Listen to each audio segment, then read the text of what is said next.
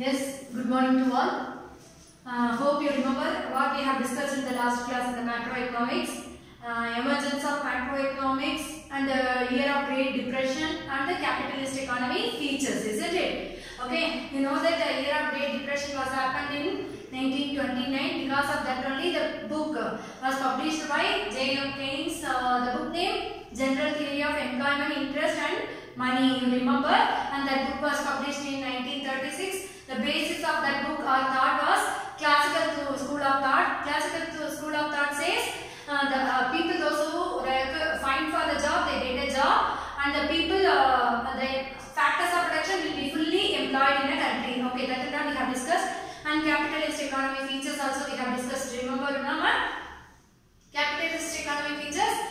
All the economic decisions are undertaken by the private enterprises. Laissez-faire policies was adapted, and so many things we have discussed. And emergence also, you know that what happened in the well-developed countries, because of that overall world got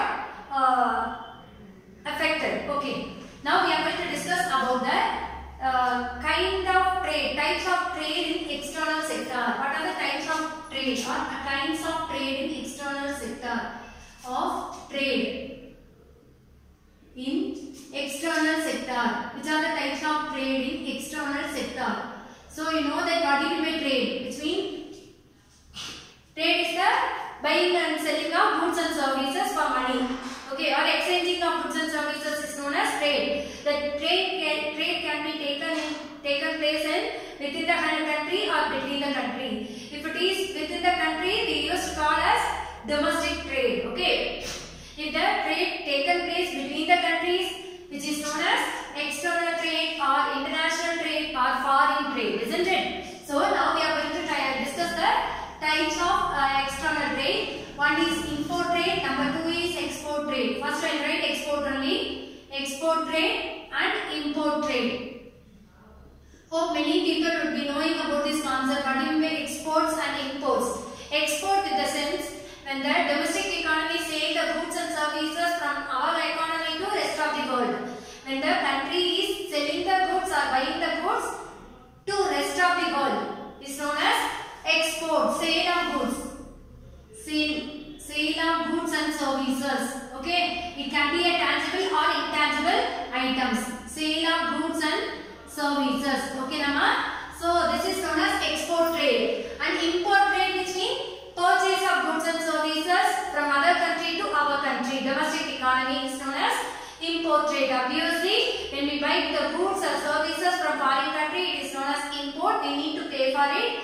When the country has more export, it denotes the country is developing. The income from foreign country will be increasing. Can you understand what I am saying? Export, which means when we sell the product, when the domestic economy sell the product to the rest of the world, other countries, is known as export trade. And when we have a more export, our country GDP, gross domestic product, will keep increasing. Okay, ma? And import trade, you know the meaning of import trade. When the country start purchasing the goods and services from other country to our country, what will happen?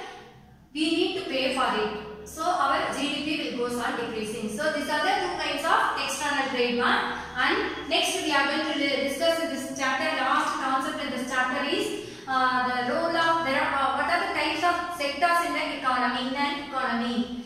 So what are the major sectors in an economy? Here, major sectors in economy. In an economy, we are going to discuss the mainly four sectors. Recently, they have added one more sector. We will ignore it. First, we will discuss about which are the concepts we have. And number one is household sector. Household sector. Number two is firms. Number two is firms. Number three is government. And number four is external sector. So external sector which has the two types, which is import and export trade, isn't it, ma'am? So these are the four major sectors in the economy: household sector, firms, government, and external sector. Here we are going to discuss in detail about the household sector. Who are the household? The individual peoples are household, isn't it? Man is not a isolated educated. He is a member of society. That's what we used to say. You should improve your character, behavior. You should have a communication between everyone. You should have a friendly environment with everyone. Because okay, I am isolated. I will learn. I will eat. What for others? If you think and if you go and keep a bomb in next house, it won't affect you. Or if you keep bomb in your house, it won't affect the others. Yes, it will affect. Whatever we do, every action will have an equal reaction. Okay. So here household sector is being the individual. In the household sector, what they will do now? In this household sector, the individual will take the decision about their consumption. How much I am going to consume, what I am going to consume, and what I will spend for the consumption. The budget line also they will prepare. Okay. So not only for the individual consumption, it can be a group of individuals, maybe family members. Okay. The group of individuals also make a decision regarding the consumption and investment, etc. Okay, ma. This is household sector. And one more thing, the households are not only the consumers, ma. You know that the household people, the individual may work in the factories and industries and service sector and agriculture sector.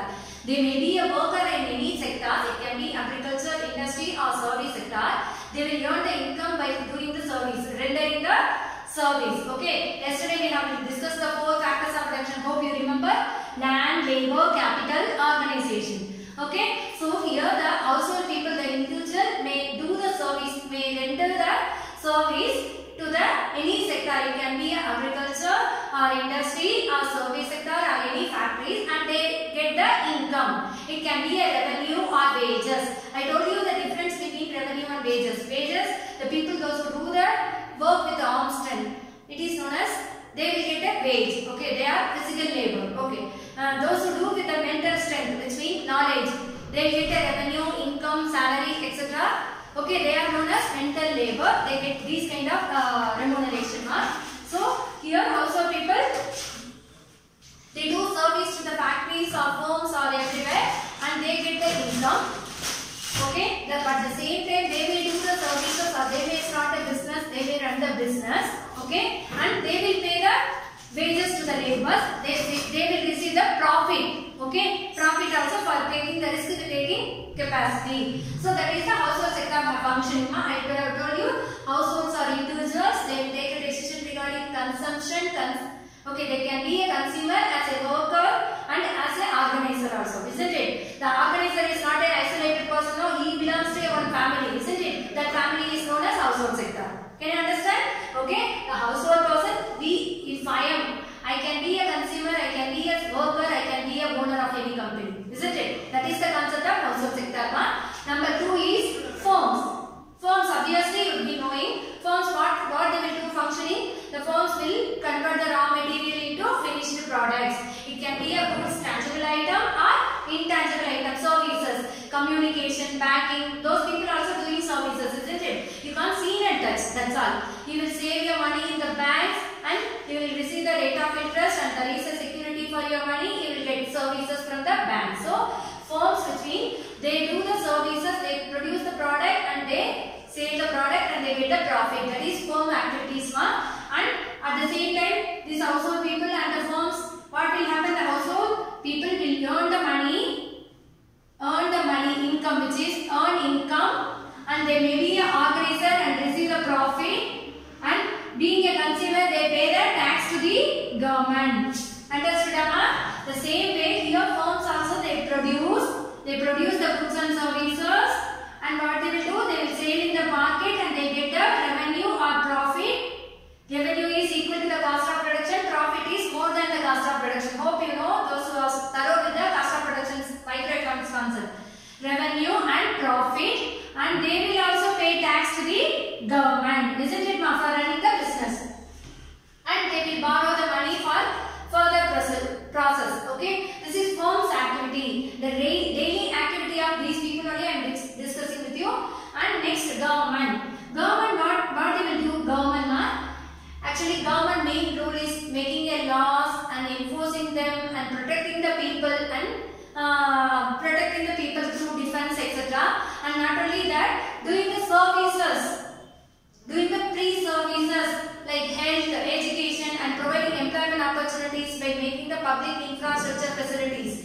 building road, construction of buildings, public sector undertaking, they get the employment opportunities, isn't it, ma'am? So the government will do these kind of things. Not only that, the government will provide, they also undertake the production process. You know the public sector undertaking. Hope you remember in Bangalore public sector undertaking before ITC, the tin factory we are getting down now. Tin factory is for public sector undertaking.